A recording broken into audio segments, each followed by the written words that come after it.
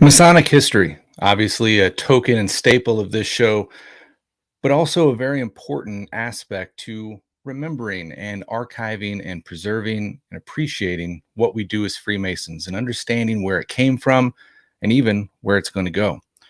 So what if, not just in our lodges, but our grand jurisdictions, we had laws in place that dictated not only how that history is kept, but also how it's archived to access for years to come?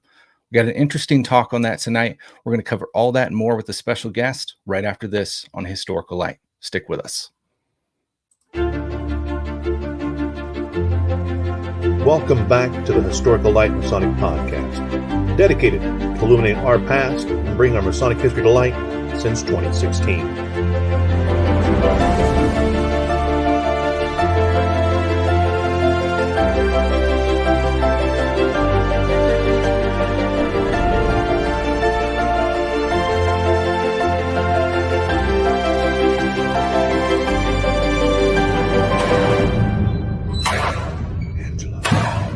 And now, enjoy the show.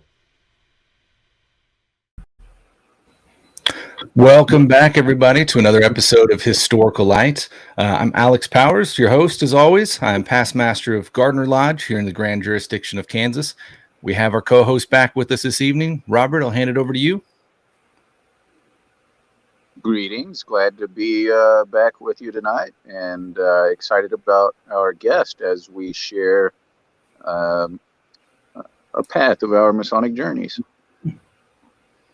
Fantastic. And we are very, very happy to have with us Brother Joe Wages this evening. Thank you so much for joining us. Brother, if you don't mind, I'll hand it over to you for further introduction. Oh, well, thank you, guys. I really appreciate the invitation this evening. And I've got to say, the bumper music, it sounds exactly like Stranger Things or something. I was like, like rocking out in the background. It was pretty good. There you go. Fantastic. Well, man, thanks so much for coming on this evening. Really, really looking forward to getting into the this topic. This is something that's, everyone that keeps track of me and what I do knows that this is kind of my passion. I'm always trying to digitize and preserve these records before they disappear from us, as you of all people can definitely appreciate with your work that want to get into here very quickly. But I think it's an interesting topic to have, and I'm hoping that we can really flesh out and see what that would look like to place laws into that. Before we get too much into that topic, though, I do want to give everyone with us that's joining us this evening, first, a thank you for joining us, but also a chance to join the team here with Historical Light and help us continue and grow with what we do. You can go to our website, historicallight.com/support, and you can support the show through Patreon. It's viewers like you that keep the show going. We appreciate each and every one of you. So check us out, historicallight.com/support, and support the show, become part of the team. Brother Wages, so we ask a few questions kind of as a primer before we get into our big topics, but one of those that we want to learn about you is what got you into Freemasonry? Do you have family history, or what was it that really sealed that connection for you? It's a couple different things. So family history, obviously, right? Like there's there's kind of a path to go on already. But the main thing for me was like when I was like a teenager, like I grew up and I was reading like the early Heretics, right? Like, so like, the first few volumes of it. And like when I started reading that stuff, I was like, this is what I want to do for a living. But my dad was like, well, I think that's more of a hobby, really. But I was going to show him. So I went to college and I started out doing a history degree. And then like after like the first semester, he was like, hey, let's have a talk. I was like, okay, what's going on? He goes, well, do you want to be able to support a family and maybe have like, some kind of gainful employment? Well, yeah, that sounds good. Well, then maybe you change your major. And so I went the engineering path, right? But so like for me, history was always like a hobby, and not that it wasn't a major passion, it is, but for like what I was trying to do, it was kind of like a side thing. But that's cool because I've got a good career now, and I can also do this as a hobby. And it's actually like it's the best of both worlds, because there's a lot of guys, they'll get to like some kind of Grand Lodge level position, right? And their passion may be history, but with all their duties that they're like entitled to do for the Grand Lodge, or even like take Art de Hoyos, right? Like if all the stuff that he had to do for like the Supreme Council or all the different research requests and things like that. I mean, the guy gets like beat up all day long, but if he could even spend like half as much time doing the fun stuff that me and him like to do, like, the world would be a better place and we'd have more research done. Right. And so it's kind of one of those things where like, I'm not tied up to, I don't have any obligations that keep me from being able to perform the work. And really that's an awesome position to be in, because I don't have anyone to tell me what to do, whenever, what to do, however, what to do it. And then I have no constraints. Right.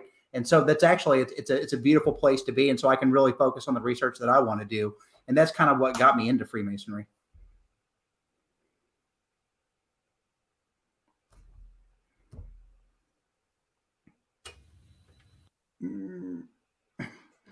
We seem to be experiencing technical difficulties. Brother Alex will be right back. Not yet. Very odd, like your screen glitched and then the microphone slipped. That's okay. Do you want me to riff on for a minute?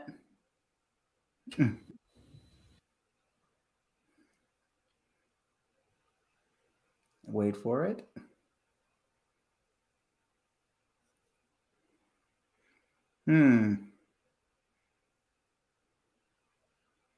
It's totally muted. If you hopped out and hopped back in, could it work? Wonder if he knows sign language. That's right. I think he told me to steal third base. I'm not sure. No, don't steal third. That was totally wrong. While we wait for Alex to figure out his audio, can you hear me? I can hear you just fine, brother. I will relate an anecdote I have that I experienced with you, Joe. It's one of my favorite Masonic stories, just for the sheer brilliance you had in the moment as far as making a joke. So for those who don't know, Brother Joe here, he truly is a Masonic scholar. He's talking about being a historian as a hobby, but he has truly advanced what we know about Masonic history, as well as any professional scholar ever could hope to do, even if it is his hobby. And in that light, I was at a Masonic event where Joe spoke about his one of his areas of expertise, that being the Bavarian Illuminati of the late 18th century. And he gave a really great presentation, kind of sharing what we can and can't know about that Illuminati. And you may recognize Joe from a film he was in about it. And it was well received. The audience seemed pretty jazzed up about what they'd heard. And afterwards, Joe and I were walking out, and we got into the elevator to head down to a different part of the convention. And while we did, a few more seasoned Masons happened to get in the elevator at the same time. And there was kind of an awkward tension that I remember kind of wondering, what's this about? And then Joe said, well, who wants to join the Illuminati? And those older brothers all kind of backed up against the wall of the elevator. Of course, they couldn't get anywhere because we're all in an elevator before they realized he was joking and started laughing too. But kind of a funny example there of the difference. That's a difference that you can see and trace happening between two different Masonic generations right now on certain kinds of topics that were considered taboo or not allowed, or even just a little sketchy due to different things, say 30, 40 years ago, that aren't really as much of a concern as they are now. But it was pretty funny. It was perfectly timed. I thought I would crash the elevator just at how hard I was laughing. It was fantastic. That's hilarious. I like you guys able to hear me now? I'm sorry. Yeah, I heard you. Yeah. Hey, fantastic. Just don't touch anything, right? Yeah. Don't change those cameras again. We're gonna stay with this thing. Exactly. Right. So to kind of jump into the topic tonight of Masonic history and looking at the aspect of having laws around it. First of all, what are your guys' opinions on this? Brother Rob, let's start with you. What do you think about having laws dictating how Masonic history is kept and archived? On a Grand Lodge level, I should say. It might just be me, but your audio sounds like Optimus Prime is dying a slow death while you're talking. I'll translate. He says, what are your feelings and opinions on Grand Lodge laws concerning the preservation of Masonic history? And go.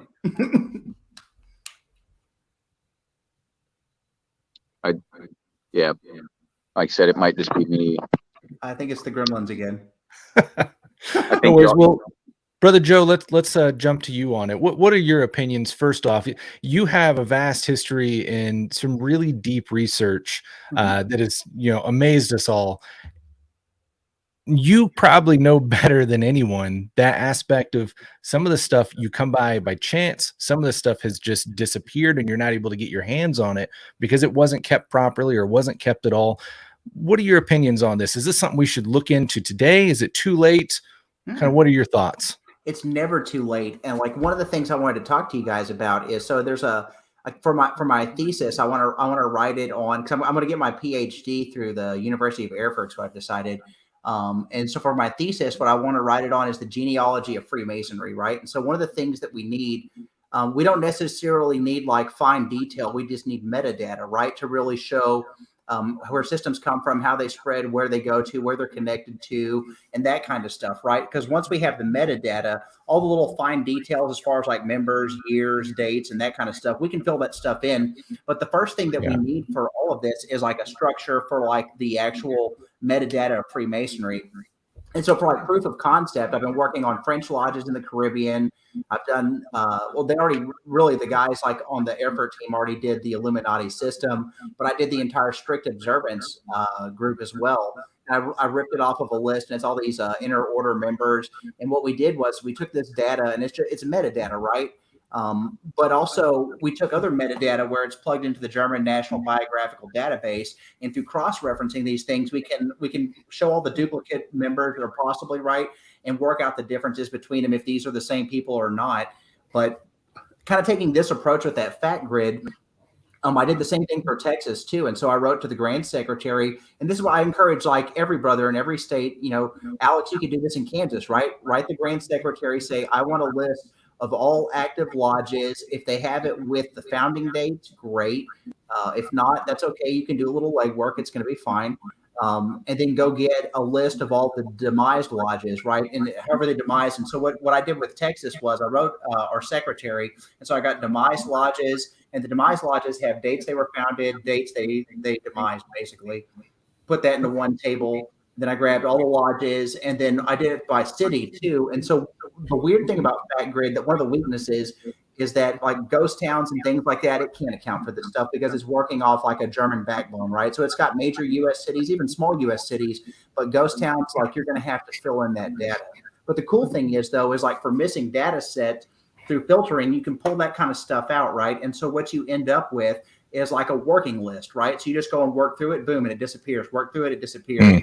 And then, so what I'm getting at is in every Grand Lodge, we can build our metadata first because that's the main thing that we need. And one of the cool things with that Fat Grid deal is we can show like an animated map, right? Like here's the history of Kansas from the date it was brought into the Union as a state, the founding of the Grand Lodge, and do a year by year thing and show these little lights pop up on the map, and then they can go black as they demise or something like this, make an animation.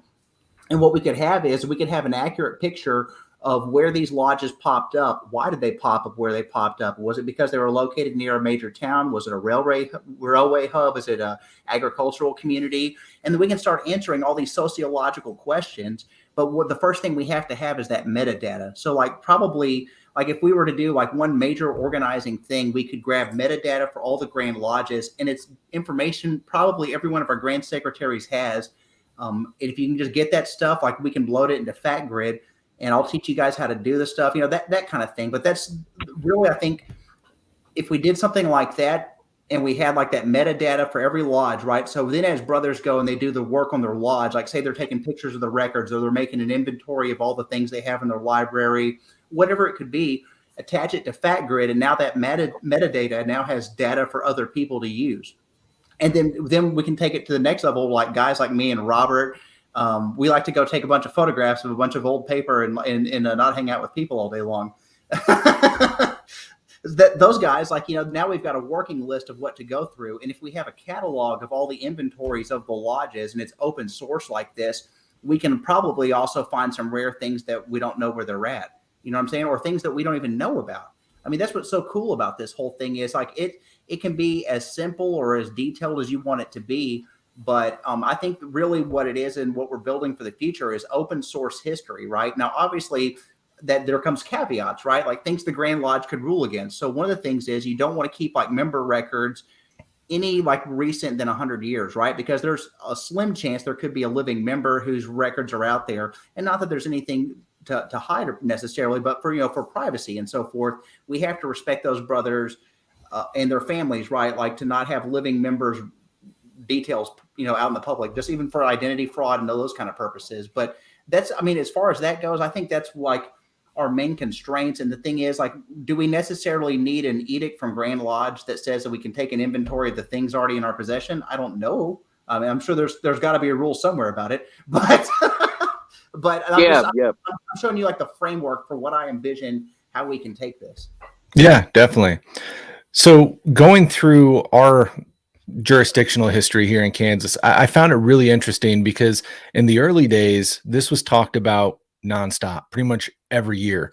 And the Grand Lodge was hounding lodges about turning in their history and keeping that history up to date. And I mean, you would see almost like punishing style letters sent out about your history is not up to date. And then over time, that just kind of disappears to the point that we see today. We really don't have that history. A lot of lodges don't even have all their record books and stuff like that. Kind of bridging that topic of do we need to get back to having a governance to require that? Obviously, some lodges do it, some lodges don't, but we miss out on there. I like the point that you raised about this Fat Grid, though, about then it goes from just the action of getting it done. Because then when you're on a larger scale, then you have this kind of universal format, which is a really interesting topic to bring into play. I like that.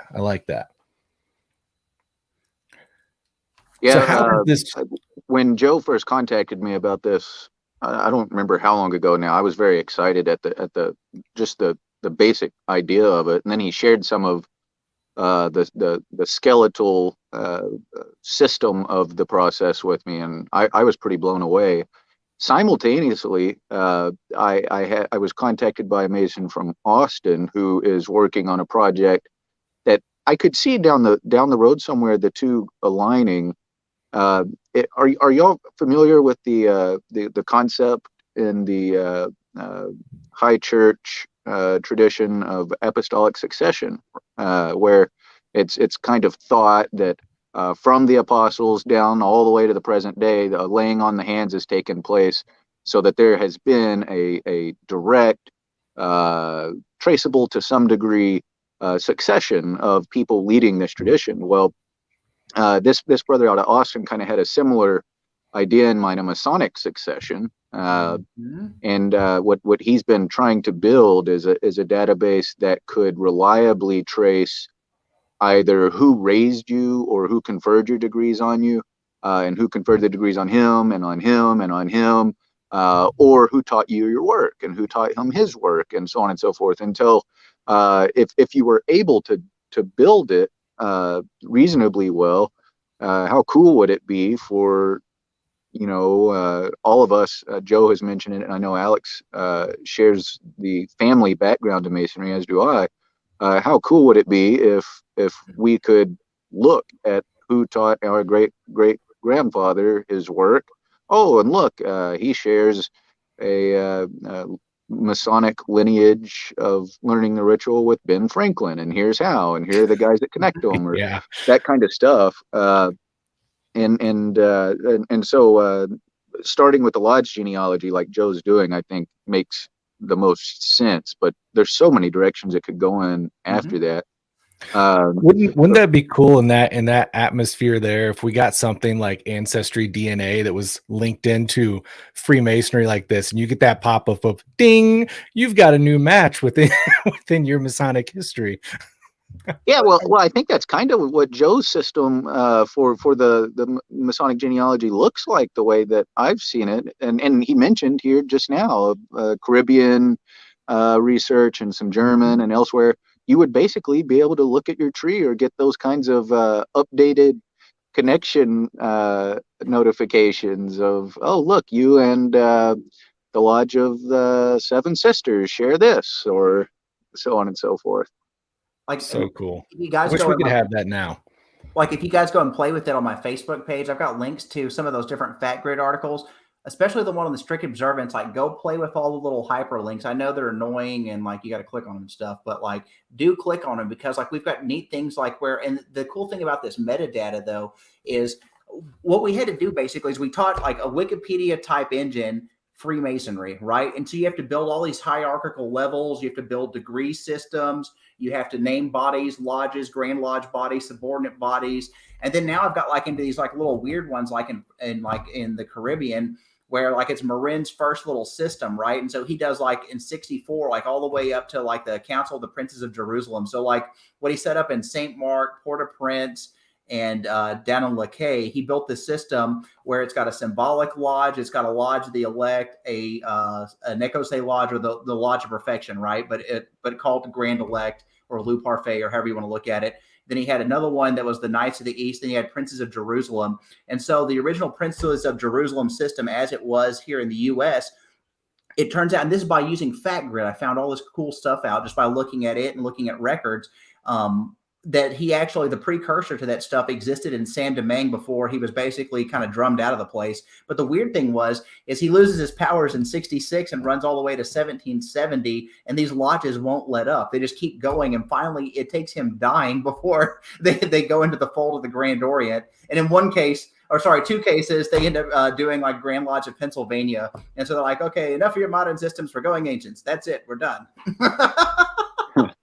That's fantastic. All these cool stories and like little things like that. I never in a million years would have figured this stuff out had I not started doing like this like genealogical approach. And it all begins with the metadata, right? Like if you don't have the metadata, you can't understand any of this stuff. And that's what the cool thing is, that I built it for Texas, right? So any Texas Mason that wants to jump on board, IM me right now, or any other Mason in a different Grand Lodge jurisdiction, if you want to get cracking, I'll show you exactly what I did. And it really doesn't take much effort. It doesn't, because the cool thing is all these like little different lodge entries, if you can get it in a list, I can put it in a spreadsheet. And if I can put it in a spreadsheet, I can make it a CSV file. And if I can make it a CSV file, I can take my batch import scripts and literally paste it on the tail of it. And that's it.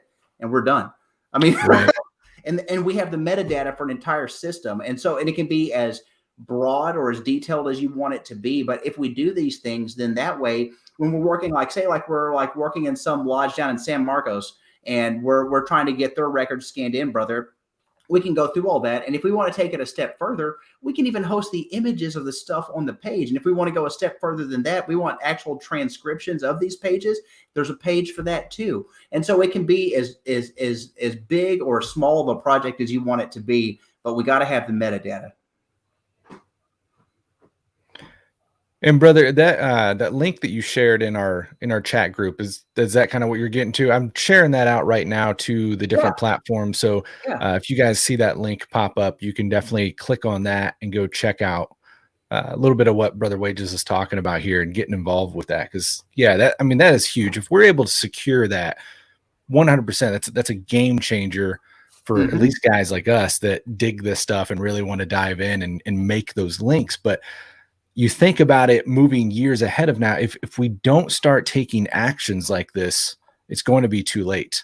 I can just one more piece to it too. Like I'm working in the Caribbean, right, in San Domingue. So basically, like after the slave revolt and they did away with all the white people, all their historical records are lost, but they're not lost. Like you can actually rebuild the databases from like French records. And so what I've done now is I've rebuilt, and I've got 20,000 different people, 8,000 of them are landowners in 1789, and it's got all their details and that kind of stuff. So I repopulated like the historical island of people, and now doing all these cross-referencing. I mean, basically, like if you were in the military or you were a landowner, some kind of way connected, you were a Freemason. It's like the most Freemasonic place you've ever seen. And then so when I was going through all these different records, like the one thing is like if you have a data set to work from, right? Like there's already a list of members. Like if I go to bring in new people, I have to check through each one to make sure they don't exist, so I'm not making duplicates. But once those are sorted out, you have to go like lodge by lodge level. Like for instance, Pierre Lambert de Lintot of England, right? Turns out he was a member of Marin's Lodge down in Lakay, and nobody figured it out until I started going through this stuff. And I'm not smarter or better than any one person. I've just got a really good system. And the cool thing is you can do it too.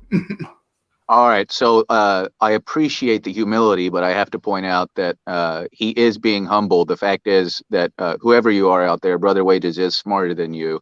I can vouch for that. I wanted to point out, you just reminded me of something I hadn't thought of in a while, but before COVID, the last state convention of the Texas historians that I was at, I had lunch with, he's becoming a quite well-known historian named Resendez, who focuses on Borderlands history, the history of slavery in the Borderlands and that sort of stuff. But because of a reference here and there, he had dug into Freemasonry in Texas, or Freemasons in Texas, prior to the Texas Revolution. And the number he had come up with at that point, I need to reach out to him to get an update, but it sounded like he was more or less doing a similar thing as you've done in Haiti. And the number he'd come up with was something like 65 to 75% of Mexican landowners in Texas before the revolution, before the Austin colony, were already Masons, which, I mean, that's potentially paradigm shifting for the history of Freemasons in Texas, and just the same kind of way you're doing with Haiti and the way you're doing with all of this project. There's no telling what kinds of things we'll learn about Freemason individuals and entire regions of areas in the context of Freemasonry as you continue doing this. Now, you mentioned a while ago that you weren't sure, are there laws suggesting or laws against? I don't remember how you worded it. And that really is an interesting subject on this, which gets to the title of the episode. I know until somewhat recently, it was interpreted here in one of the Grand Lodges of Texas that lodges were disallowed from digitizing things like minutes and archives. Really? I can officially say that some lodges that I may or may not have anything to do with were already doing it anyway, but and someone but that was an interpretation, and I think it actually changed based on a recent vote.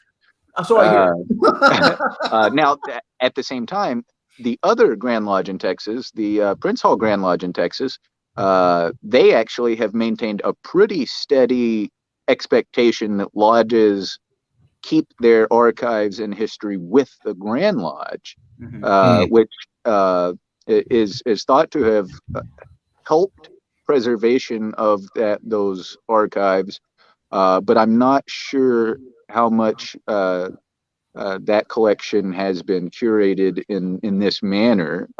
So there's a case of, in one region, Grand Lodges having very different approaches to this question, and neither one of them actually producing the kind of fruits that you're talking about doing by actively pursuing this. And I'm sure we would see even more disparity at looking across the country with different laws or the lack of laws on this kind of stuff. It's something to consider, because we don't want to run afoul of our Masonic jurisdictions. On the other hand, though, it may be a case where I'd rather say I'm sorry than ask for permission, right? Because on the same, I mean, and this is one of those things too, like that, like only a total rule follower and a dweeb would run around and try to go and ask for permission, like to take a step or to go to the bathroom or to tie his shoes or to put on his pants. I mean, come on.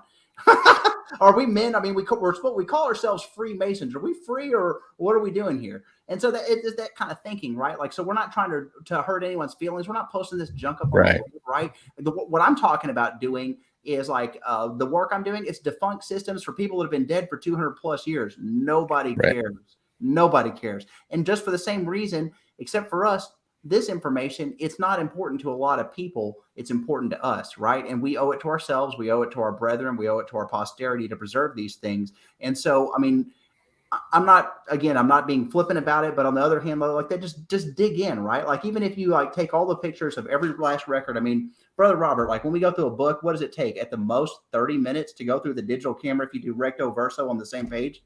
Maybe I don't know. I use a seizure scanner, so it takes 5 minutes. But exactly. And this is what I'm saying. Like we got solutions to do all this stuff, and even if we just keep it locally for ourselves, all we need is that metadata anyways. Like, so you don't really even need to post images of your records. Keep them for yourself. So like, you're telling me like publicly sourced information that we can grab off the internet of the lodge names when it was founded, and it's been reprinted in transactions 1 million times over. This data is already in the public domain. We don't need to ask permission for this data. We just need to enter it. That's it. Well, I mean, and there's an angle of that's really worth pointing out too, and it's simply that we are taught and we repeat, and in some jurisdictions even memorize this principle or concept of preserving the archives in Masonry being an essential mission of what we do at our core, right? We talk about that in studies of the pillars and their roles, either symbolically or literally, and that's, I mean, if you boil it down, that's what you're talking about doing, is preserving the archives of Masonry against either literal or metaphorical conflagrations and inundations. So any argument that would try to say that we shouldn't do what you're talking about flies directly in the face of that tradition. Clearly, the Masonic authors would be in favor of doing this. Like take Plano Lodge, for example, my mother lodge, right? We've got several historically inclined brethren in that lodge, and they went to the trouble to go through everything in there. And one of the cool things that we have is we used to be Plano Lodge 235, and they were chartered like in 1855.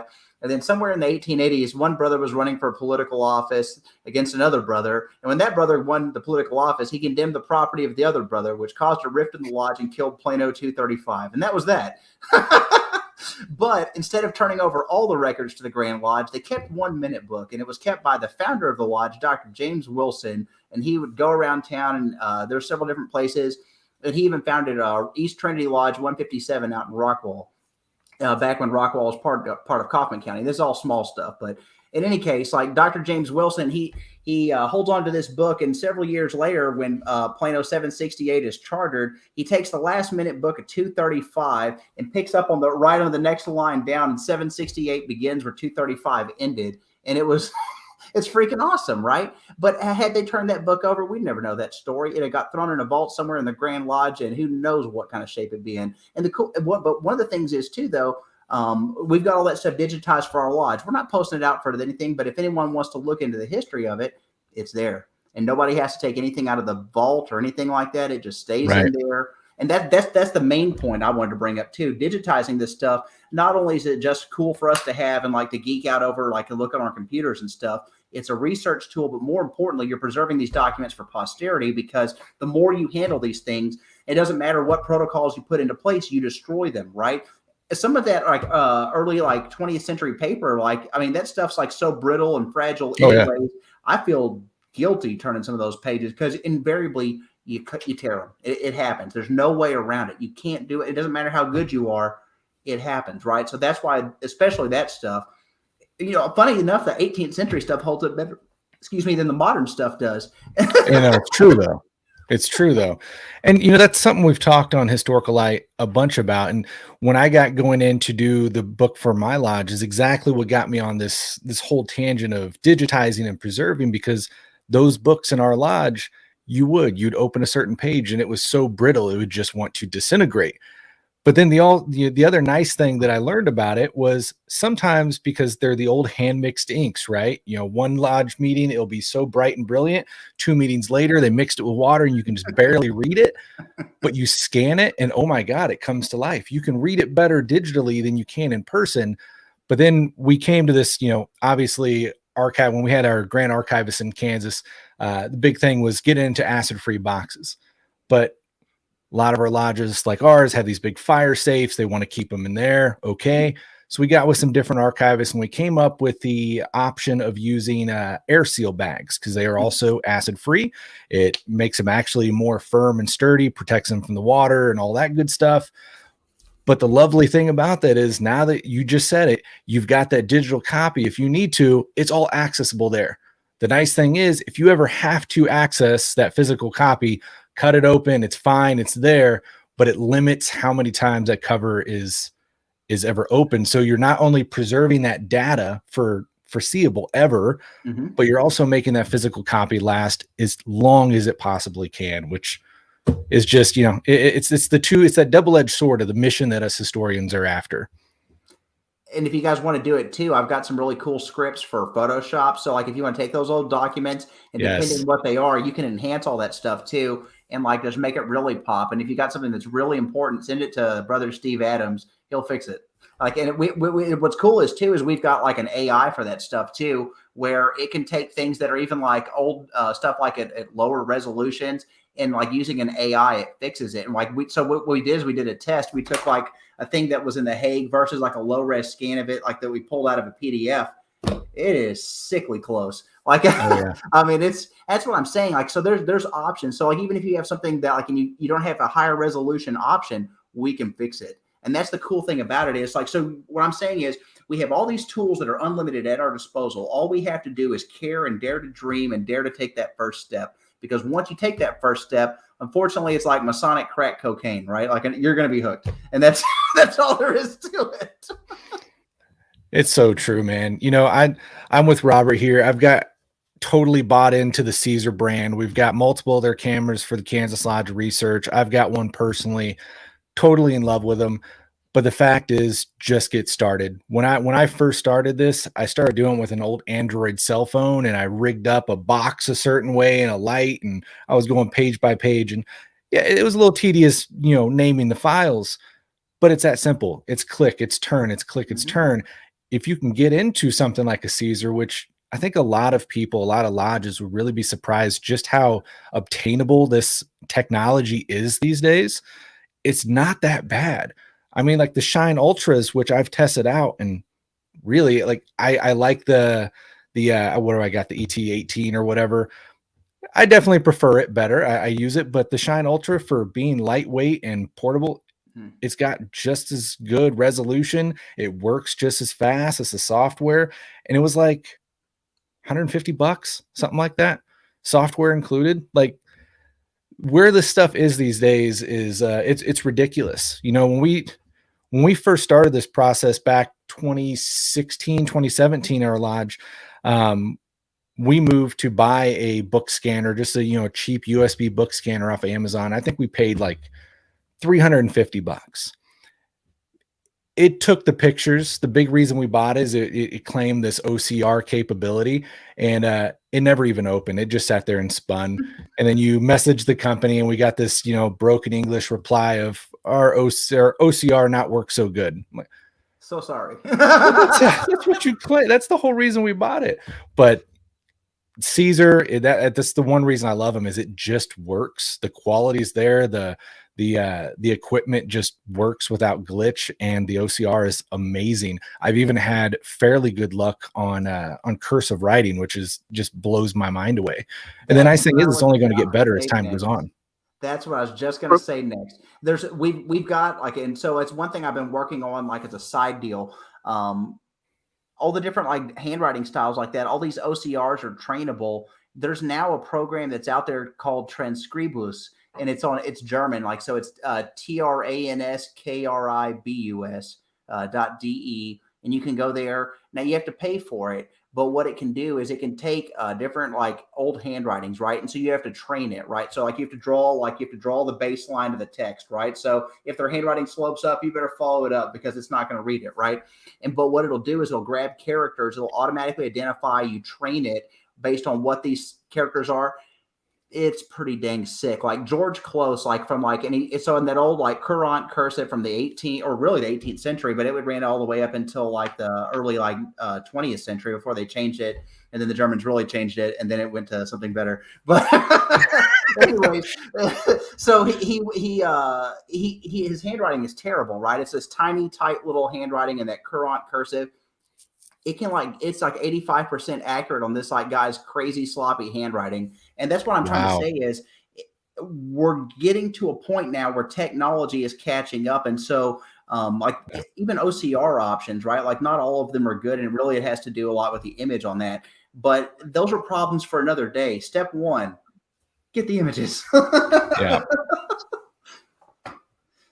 Well, I think you've definitely given us our next mission with Kansas Lodge Research, because our big goal right now has just been to get these Caesar machines out to lodges and capture the image, the data, right?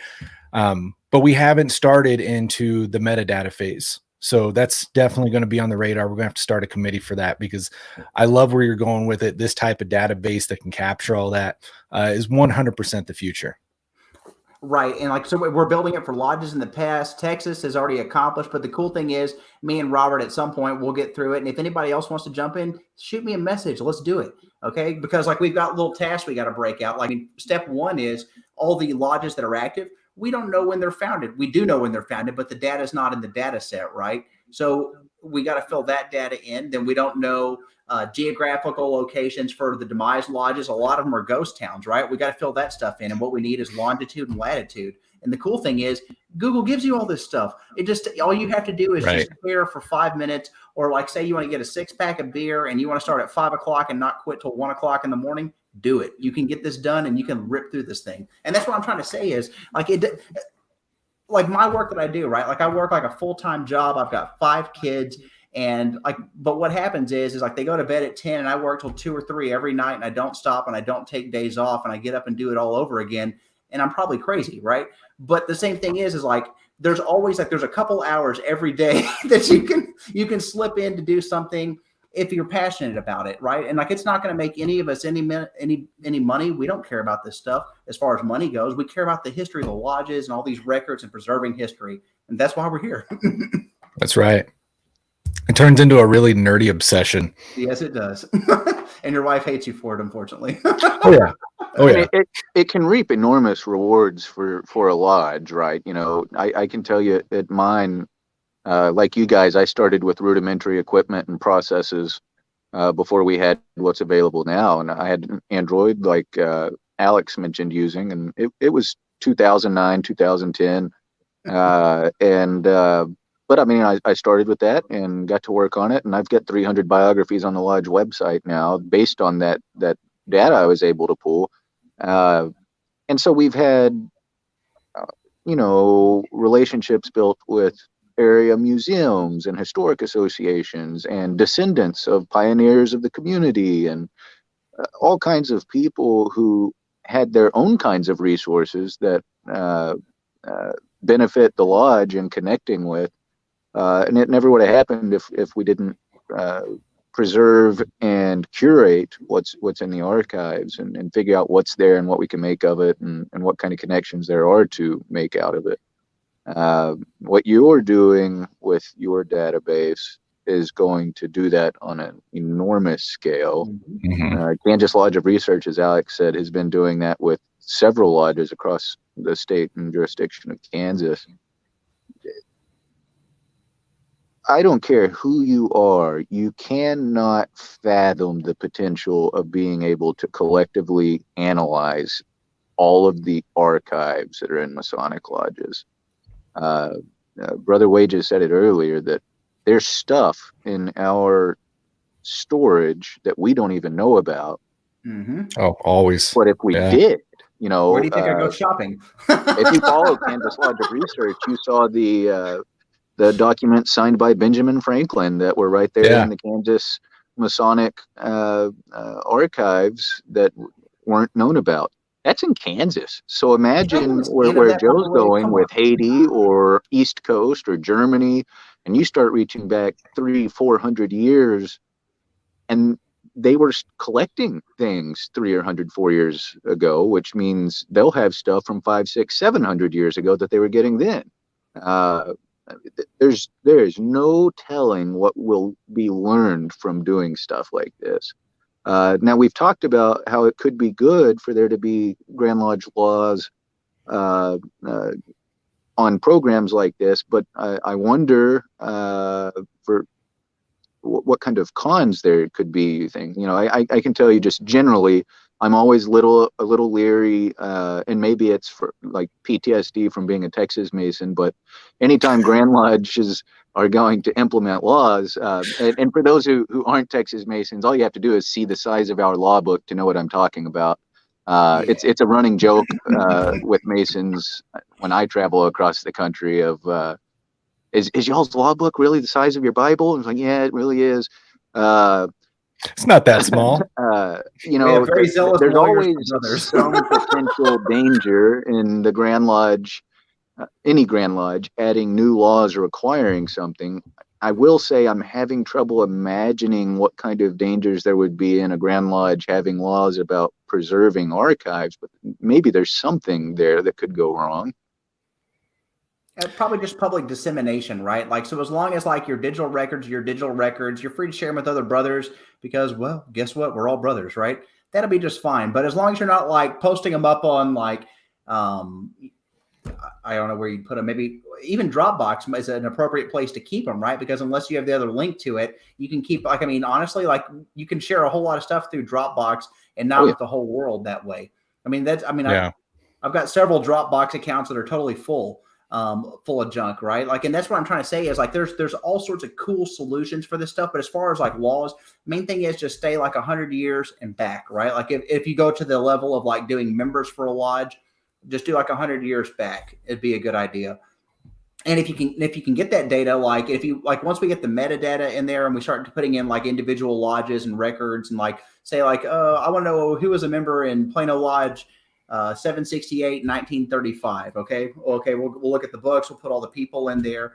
But the cool thing is, like, if we do it and we add all these people in there, we can literally show the membership change over time because it animates through time, right? And that's what's really cool about this stuff. Like take for instance, like strict observance of Illuminati, right? Like we took all the like known members, right? So we took like 1,500 in one set and 1,600 in another, and we were able to build like their member age profiles. And that's one of the things that Olaf didn't predict is that there was a profile to it. I said, no, I promise you, there's a distribution for sure. And sure enough, there's a distribution of age profile. And what we saw was the Illuminati were focused on younger guys. So I guess that's this way. They're this way on the curve. And then as you get older in the strict observance, it's more older Masons. So all it does is the curve shifts over, and it's the same kind of distribution curve. And it's beautiful to see that. I'd like to see what the distribution for today's lodges look like. And what we could literally do is like, what is the distribution for Plano Lodge in 1984, 1983, 82, 81, 79, right, and go all the way back in time. And what we can do is we can see the demographic wave shift through, maybe grow bigger, maybe get smaller, and we can start looking at this stuff and really get a good sense of what's going on. And not that it affects the future, right? But just to know where we were in the past. And that's what the beauty of all this kind of data is. You can actually you can open the doors of the past. You can see things that you can't see evident on records just by looking at the big picture. And when you know the big picture, you can go look for the pieces in the small picture. That's how I make such. I mean, seriously, that's how I make such big discoveries. Is I start at the macro and I get to the micro, and that's all I do. Yeah. Something I'd be excited about. I know when researching my lodge's history early on, I was excited and interested in tracing. Oh, this guy came from here. This guy came from there. One of our charter members came from Austria. Stuff like that. And I didn't realize it then. At that time, I was just interested in it because, oh, that's cool. He came from Austria. But over time, and as I've grown and developed as a Mason, that has come with new implications of, it's not just cool that he came from Austria. You have to consider his Masonry came from Austria. And if early enough in a jurisdiction, what I'm starting to see in my research here in Texas is that often also means that jurisdiction's version of Masonry adopted some of the flavor of the craft from all of the places that its early members came from. And if you inevitably, with what you're doing and what we're hoping more and more Masons will get on board with doing in their areas, we'll be able to, with mathematical precision, trace not just the organizational genealogy of Masonry, but the ritualistic and personality genealogy of Masonry, and realize, oh, well, the deacons don't use the rods here, here, and here. And sure enough, you can trace these guys came from there and those from there. Elements like festive boards or prohibition, on the other hand, and those kinds of influences, you'd be able to trace just about anything. Particular phrases in the ritual and stuff like that. Obviously, we're not going to be putting that into digitization, but we know it. We already have to learn it and study it. So all we would have to do is consult a database like you're building and see the facts of that, and then on our own put that into connection with the ritualistic genealogy that we can figure out. Enormous implications, right? And I've seen, I know you've written about it in some of your work, and I'm sure Alex has seen it in Kansas, that sometimes there are misconceptions. I can tell you directly here, because Texas got its first charters, or some of its first charters, from the Grand Lodge of Louisiana. There's a common misconception that Texas style Masonry was based on Louisiana style Masonry, and all too often it's just not the case that the organizational genealogy is that much impacted in terms of its ritual genealogy. However, you can identify characteristics in Texas ritual that align with individual members' Masonic genealogy in the early days. And a database like this would make doing stuff like that so much easier and more precise. That's like so all the books that I'm going to be putting out. So I'm going to go a step further. So like all the different things that I'm doing, like all my primary sources, all the stuff that I spent all that time transcribing and translating, that stuff, as soon as the book's in print, it goes into Fat Grid. So now, like, we're building real systems. And so, like, for the eclectic rite, right? Like, it was really built on the bones of the 1781 Illuminati ritual. That was the vehicle, how they hijacked and took over lodges. Nobody realizes that yet. And then there was a reform that came later after it. But when you put all these things together, it's not just enough to have the metadata. You need to be able to actually see it, right? And so one of the cool things is, by having these transcripts that I'm going to throw in there as well, like, you can literally like lay it side by side. And so it's a really awesome tool. And I can't encourage you guys enough to just, like, step one, build the metadata. Step two, conquer the galaxy, right? Definitely. There's so much value there. I'm sitting here thinking about Robert's comment about, kind of different styles of Masonry coming from different places. And it's kind of a beautiful thing to think about. We just renovated our lodge hall, and me and my wife were up there the other night doing some wiring on the lights. Well, she was talking to me. Careful. And we had that thought of, man, think about all the other brothers throughout the years. You know, we're so caught up on just seeing their pictures and their data in the books, but think about the brothers that are actually in this room wiring up the last lights and doing and like the brothers that have been in here, like doing that labor. When you think about how like the different little pieces and nuances of our ritual came through, it's so true. Like you can see that in a real life perspective of thinking, even today, you get a brother that comes to your lodge from another lodge and say that lodge does things just a little bit differently. They're strict on this. They're more, precise on their corners or something like that. They come to your lodge, that's not the way we did it. And they bring that personality. You can totally see that happening historically. This brother comes and we love the way he does this. And he's very, very firm on it. Of course it's going to stick. And of course that's going to impact history and move forward. Let's see. Kind of two other points I was wanting to touch on there's here. Some funny ways that develops too. Daniel Gardner out of Montana, he was sharing some with me a while back where he was digging in. He's probably talked to you guys about it too. He was digging into some of the moderns and ancients rivalry in the late 1700s. And he specifically identified some moments where for example, I'll describe it hypothetically, but he had specific examples where, say, you are an ancient in the late 1700s and you want to do something to get the moderns. Well, what you might do is print an exposure of how you're doing things in your lodge. And you would plant things in it that aren't real. And then you would visit, as a visiting brother, the rival lodge. Even if you're under the same umbrella, you get what I'm saying. You visit the rival lodge, and if they are now doing the made-up stuff that you put in the exposure, you have proved that they are looking at your stuff to figure out how to do masonry. And what he was showing was some of that stuff happened, and it stuck. And 200 plus years later, some of our jurisdictions are still performing ritual based on pranks that were played across rival factions in masonry in the 18th century. So that's a fun way that aligning this data will allow us to see some of the nuance that was happening across different flavors of masonry back in the day. Yeah, and some of that stuff is just so stuck in time, even though maybe it's changed or the laws or rules around it have changed.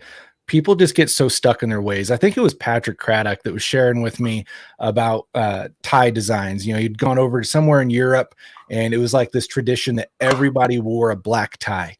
And one of these past Grand Masters was wearing like a gold tie or something. He's just, that orange hill or orange bill black hat just sticking out like a sore thumb.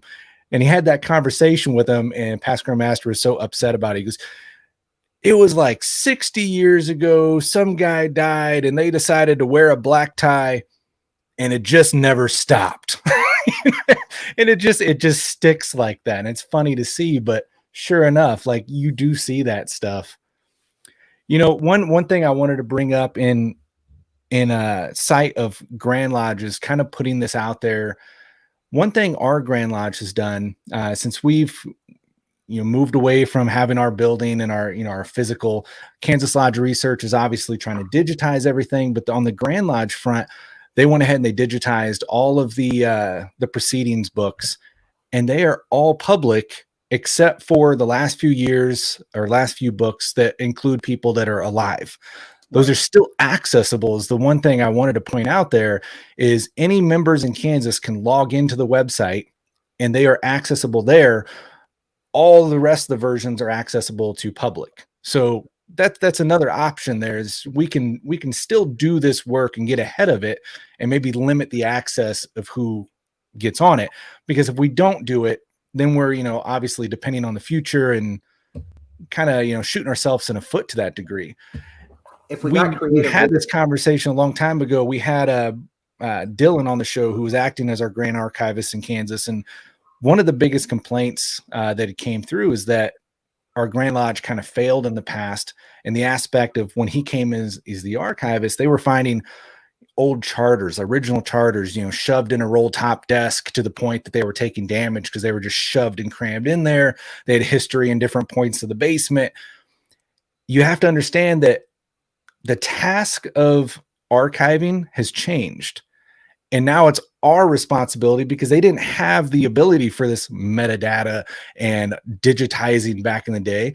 In those days, the task of archiving was to get it, to physically get it, to save it, right? And that's what Grand Lodges did. And over a long period of time, it just became more and more and more. At one point in time, they knew they had those signatures of Ben Franklin here in Kansas. But as people come in and out of those offices and you're at a physical keeping standpoint, it's really hard to say, hey, we got this, and this. Now we're at that point of being able to take it to that next generation. That's a task that is on us to update this now to the best of our current abilities, bringing in these databases, bringing in these aspects of metadata that is going to be able to be searchable. That's on us. And the beauty is, we're going to rediscover so much stuff that has already been discovered, but has been forgotten about, possibly lost. And it's kind of a whole new horizon there. So it's very, very exciting times, but it still doesn't, forget the fact that it is very much on us, and there is definitely work to be done. Getting close to toasting time. It is. May I make one last selfless plug, though? Go for it. This last selfless plug is brought to you in part by, I've got an idea, and you're going to read about it here, I guess, whenever they send out the new plumb line. So I did a big article in Herodom, and it's on DeGrasse TE and the early Supreme Council. And there's like really explosive stuff that's going to be in this one. But one of the cool things that's in it is I found the minute books for Loch Hendur, which was a 1796 Charleston Lodge. And basically, what you learn about in there is that after all the early Grand Lodge buildings burned in a fire, they all met in Loch Hendur's building. That was how their connection all started in the first place. And if it wasn't for that fateful thing, we never would have got the ancient accepted Scottish Rite, because the French guys never would have gone overseas and propagated and everything else like that. But what's cool is it records the attendance of Hyman Isaac Long, and he's the guy that gave the ritual books to DeGrasse TE, which in the ritual books for the Charleston body were gone, right? So he restored the rituals basically, and the French brothers had it. And so it's where I'm going with this is those minute books, they were used to be in a good shape. There was a transcript and translation made of it in the 50s.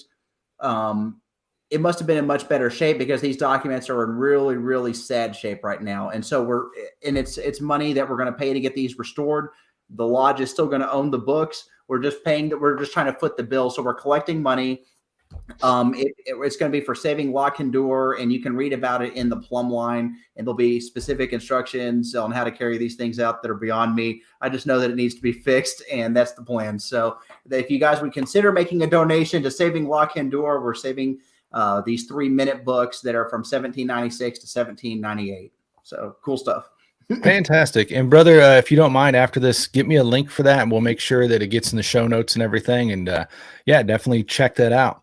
Well, we are at the hour of 9 o'clock here. Brothers, what you toasting with this evening? Well, looking just around. A little bit of Polliner Hefeweizen. There you go. I've got a new glass that was given to me at the Detroit Masonic Convocation a couple weeks ago, with the logo from the Detroit Masonic Library on it there. And in the glass, I have a whiskey that was given to me by brother James Ermoyan up in Bozeman, Montana. And it's actually pretty interesting. This is Devil's Brigade whiskey. And for those who aren't familiar with it, I'll just I guess briefly say that a group of woodsmen and rough and rowdy Montanians and Canadians got together in World War II to form what became known as the Devil's Brigade, adopted the motto Das Dicke Ende kommt noch, the worst is yet to come, and went on a Nazi killing campaign. With a great deal of success. And there's some really interesting stuff out there about those guys. And this stuff is made in commemoration of them. and it's delicious. So that's what I'm toasting with.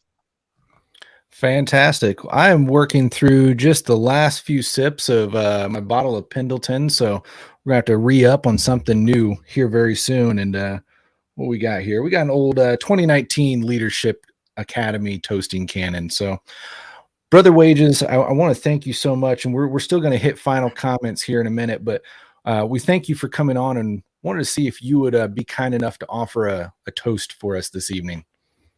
Alrighty then, brethren.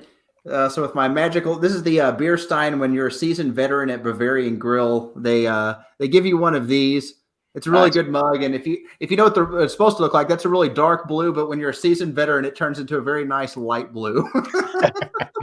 There you go. Okay, this is all to all our departed brethren. May their memories forever be in our heart, and let us always work and strive to burn and preserve the posterity of our fallen brethren who came before us. Here, here. Cheers.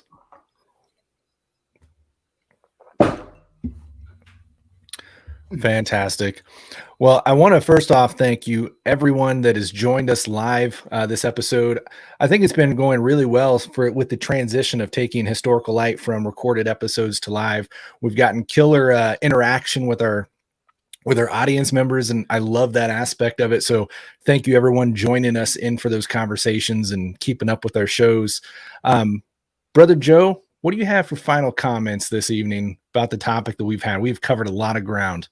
Yeah, so the main thing is to dare to dream and to have the idea, right? So we got it. That's step one, right? Just even have the idea. Step two, contact your local Grand Lodge secretary. You want to ask for two things. The first thing is list of all active lodges, preferably with data of when the lodge was founded. I learned that the hard way. You have to fill that in if you don't have it. And for Texas, that's a really bad thing. Two, ask for the demise lodges. Get those two files in. If it's an email, just send it to me. I'll help you format it, and we'll get it. Put up on FatGrid so the metadata for your Grand Lodge exists. And if there's any weirdness, I can help you with that. And the main thing is, if we can just start populating this. And then as far as like the pictures and stuff go, an idea that I think would be good, and it's certainly how certain lodges had their records digitized. When you have apprentices and fellow crafts, anyone who's not a master, if they're needing something to do, well, look, guess what? We need you to take just one book.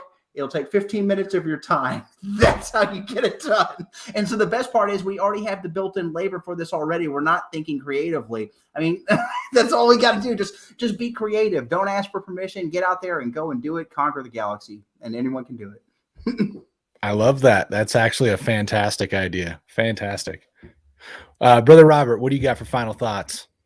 Oh, final thoughts. Let's see. Well, all right. So we've spent a lot of time talking about some technical processes, some data building that we're wanting to do, stuff that really gets the juices flowing for the three of us and guys like us. But to kind of expand a little and get into what I think many would say would be juicier material while we've got him here, we've briefly tapped on Brother Wages' expertise on the actual Illuminati and its connections to Freemasonry. And we've also briefly tapped Haiti and Moran and those guys. So for those who aren't privy to any of this kind of stuff, if you'd like to, Brother Wages, I think it would be worth briefly hitting on the Illuminati, the film project you were in regarding that, where that can be watched. Last I knew, it was important to specifically access that through a particular avenue due to some production rights or something along those lines. And also regarding Hades. So this is something I've been looking into recently. There's a book that's a series of essays out about Freemasonry and the visual arts that touches on Haitian Vodou traditions, which are drastically misunderstood and underappreciated as something worth studying as a tradition beyond just being a creepy zombie thing like it's often in pop culture. and its connections to Freemasonry and how Masonic imagery pops up in the Vodou tradition. So the Scottish Rite, which most Masons, if not all Masons, are at least somewhat familiar with, if not intimately familiar with, does has some sort of ties to the Caribbean, of course, South Carolina, the obvious transatlantic trade that connected those areas. So if you could maybe hit on something to do with that you've recently worked on with Haiti, other than just the data building you're talking about, but maybe something that might surprise Masons who wouldn't already know it. Okay, so let's go like Illuminati. If you want to know what the rituals and ceremonies were, and if you want to read what took us 5 years to put back together, go get The Secret School of Wisdom. It's on Amazon. You can also get it from Lewis Masonic Direct. Same thing with the, it's also in French too. You can get it from Dervy. And oddly enough, like we don't have it in German. Like that's what we started with. But we are going to get there. It's just little housekeeping first. Important languages first, native language last, right? But slacking. But as far as like the whole Caribbean stuff goes, it's really a bigger project that I'm working on. So Brother Art and I have like one that's coming out, and it's the source ritual for the Franken manuscripts, right? And it's not one manuscript; it's two manuscripts. One of them's already known, right? It's the Belo manuscript. We've gone through and we've translated it. We can put it in Franken's hands, right? Like his handwriting's in the book, but nobody bothered to look. But little things like that, right? And then there's like also another super secret thing that's going to go with it. But what it's going to do is it's going to fill in the blanks from 64 to 1771 Franken, right? Don't know what it could be, but it's going to fill in the blanks there. More importantly, though, like we were talking about that metadata. So like I mentioned before, like, and I got the idea on the book that's being published and will be available. Unfortunately, there's only 100 copies on the first run, right? Small run on the first one. So it's a thing I did. Initially, it was supposed to be a partnership between the Grand Collège d'Écosse of France, but what ended up happening with our research society never panned out. So it's just me and those guys. And what we did is we took all of the Sharp documents, all of Chemitsky, all of the Grand Orient files of Marin, and other sources. And so far we're committed to 2 volumes. And so basically it's every letter that ever existed ever that has any context ever to the Alou Parfait, the first version of the Order of the Royal Secret, then the Order of the Royal Secret itself, everything that we could possibly have, like every source. And it's in the original French, translations into English, like good translations. Because I know Latomia did it a while back. And I mean, yeah. For those of you that don't know, Brother Jerry Princeton was a great man. He was Dutch. English wasn't his native language, nor was it French, and he translated from French to English. So you tell me how they turned out. He's a go-getter. We fixed those issues, but it was worthwhile because I pulled all the metadata out of it, right? Because I did mechanical engineering for a lot of years, so I'm real systematic and formulaic, and so like using a lot of automated processes and a little bit of scripting too, I was able to extract all that stuff out and start building metadata list, right? So I got that stuff, the Saint-Domingue stuff, and now I'm going at a lodge by lodge level every year for every record that ever exists and populating it, right? And we're getting the results I'm getting out of this stuff like that. It's sick. Like it's amazing. I'm building like Grand Lodge libraries is what I'm doing for the past. And so it's really useful to my research because it's helping me find these people. But the cooler part is the interconnections, right? Like I'm looking at this Lodge Laquais down in what's Saint-Domingue, but I guess later it turns into Haiti. And we're looking at this lodge and you're like, well, this guy, Martin de Berendogue, how did he get in here? Oh, it's letters patent from Marin. And what I ended up finding out is that Marin's like main sphere of operation was Port-au-Prince.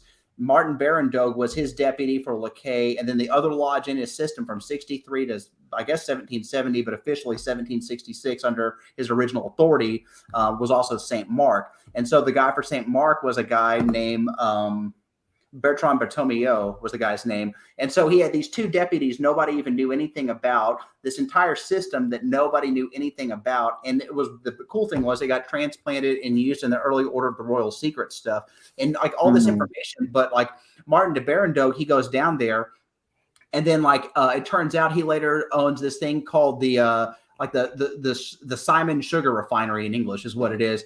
Well, one of the guys in the lodge is Simon, and you start doing a little bit of research. He marries the dude's daughter, right? So he's like Marin's pal who brings the system back into Lakay, a lodge he founded, back in 1747. And so, but he's also like this guy's thing. And so like these little interrelationships that we're starting to figure out, like, and that's the cool thing about it. If you start looking at these lodges, whole generations of these people like are initiated in these lodges, and you start seeing like it's a family thing that goes on.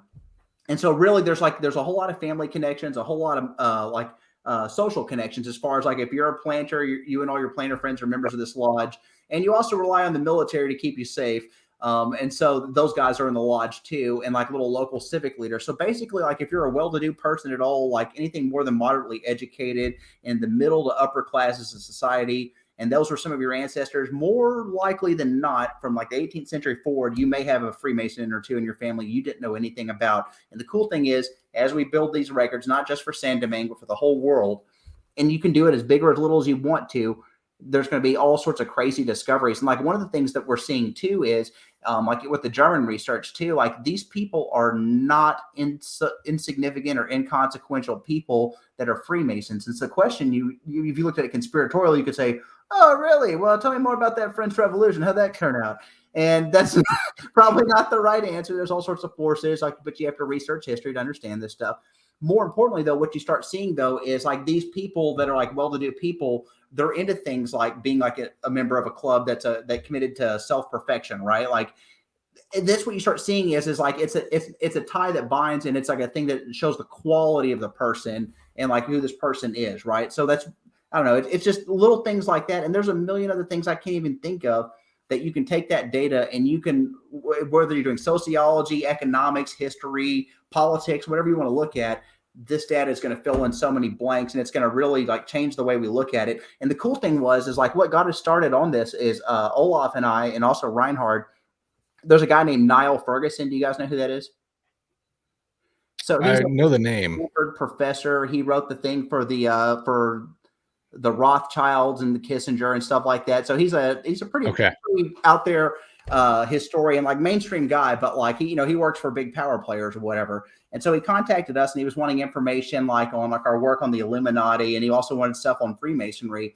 And so we got to contribute. I contributed like to 2 chapters in his book, one on the Illuminati, one on Freemasonry. And the whole thesis of this book, called The Square in the Tower, is that for too long historians paid attention, not enough necessarily, or they paid too much attention to hierarchies and not so much to networks, right? Mm-hmm. And so what he was asking us for at the time was data like, hey, can we show this in a network information? Have you guys looked at this at all? We never touched it. And so it was him like reaching out to us when Fat Grid got built in 2018, right? And so it's really like his idea came reality, right? So like this is what I'm trying to tell you is this is even our idea. This is Niall Ferguson's idea. He dreamed it. We got inspired by it. We built the groundwork for it. Now we've got researchers working in like countries all over Europe, even in the US, and it's growing and it's spreading. And this is what I'm talking about. Like, and so like the history of future, and we get to participating in it. And the best part is we're on the cutting edge is open source history. This is what we're talking about. Open source history.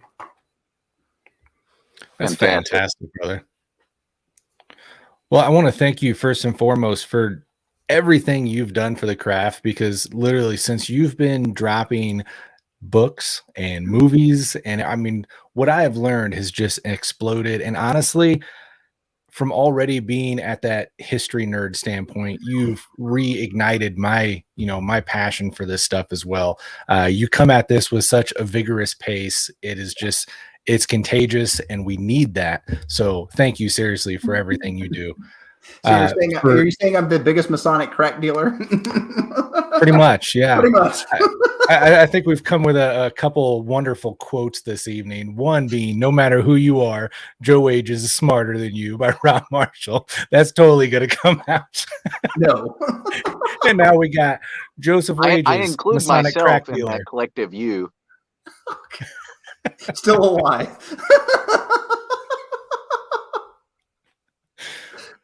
Let's see. So final thoughts for me on this end. This topic kind of came out of a Facebook discussion. Me and Brother Wages were kind of going back and forth, and some great input was coming. They kind of brought this topic into being of should there be something here? And obviously, I think we've established it's a double-edged sword. Mm-hmm. There's value to it. We've seen that value presented in the past, but at the same time, there's also disadvantages, especially with the rate of the world today and the different Grand Lodge interpretations of laws and such. There could be a lot of downside there. But one part I'm really getting in on is the source of this metadata and kind of a common ground of what metadata we're looking for. And I would love to get in contact with you outside of this. Mm-hmm. I've been in a group discussion previously as I run the lodge of research here in Kansas. I've talked with a group of brothers leading other lodges of research in other jurisdictions. And there's been this discussion of like, quote unquote, a national lodge of research in certain degrees. That's been hard gap to bridge because of certain policies of certain Grand Lodges and whatnot. But I think there would be huge value in coming together and maybe sharing some metadata or at least a common format, mm-hmm. so that when you're researching between these different resources, you have that common ground. Mm-hmm. So I'd love to get with you on that. I think we could really have some useful information come out of that. So, brother, thank you so much. I hope we can get you on again in the future. I know there's so many topics we can go on with you. But with that, everyone, thank you so much for joining in. Check us out over on the Historical Light Masonic Research Group on Facebook. And until next time, we'll see you right here. Stay good.